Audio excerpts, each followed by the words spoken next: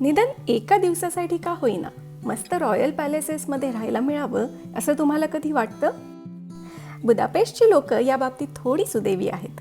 अगदीच राहायला नाही तरी निदान अशा जागी रोज येऊन अभ्यास करायला, पुस्तकं वाचायला, झालंच तर अधेमध्ये मित्रांसोबत गप्पा मारायला यांच्याकडे मेट्रोपॉलिटन साबो एरविन ही नावाजलेली पब्लिक लायब्ररी आहे.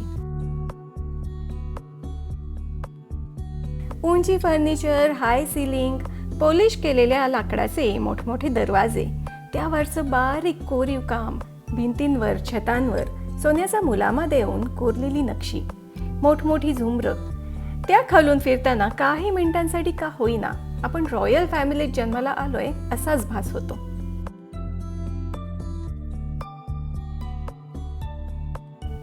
अशा सुंदर रॉयल लायब्ररीत बसून अभ्यासात लक्ष घालायचं का इथलं इंटेरियर बघत श्रीमंत असण्याची स्वप्न बघत बसायची, हा ज्याचा त्याचा प्रश्न. पण 13,000 स्क्वेअर मीटर्स आणि 8 मजले असलेल्या या लायब्ररीत या रॉयल रूम सोडून इतरही बऱ्याच रीडिंग रूम्स आहेत.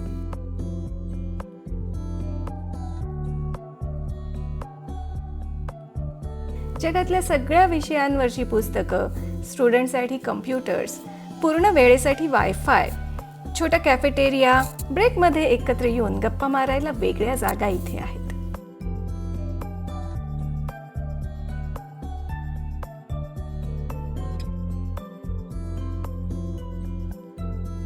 म्युझिक लिटरेचरसाठी लहान मुलांसाठी वेगवेगळे मजले आहेत. इथे बोर्ड गेम क्लब्स ऑर्गनाईज होतात, एक्झिबिशन्स चालू असतात. पब्लिक लायब्ररी असल्यामुळे रजिस्ट्रेशन फीस खूप कमी आहेत आणि मुख्य म्हणजे ही लायब्ररी बघण्यासाठी तुम्हाला मेंबर होण्याची गरज नाही. टुरिस्ट तिकीट काढून तुम्ही इथे येऊ शकता आणि तुम्हाला इंटरेस्ट असेल तर इथल्या गायडेड टूर्स पण तुम्ही घेऊ शकता.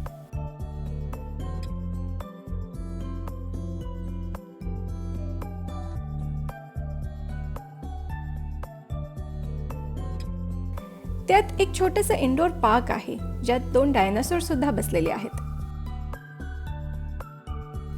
कोणतं पुस्तक वाचायचं असेल नसेल, पण अगदी पॅलेस नाही तरी बुदापेस्टची ही श्रीमंत लायब्ररी बघायला एकदा तरी इथे यायला हवं.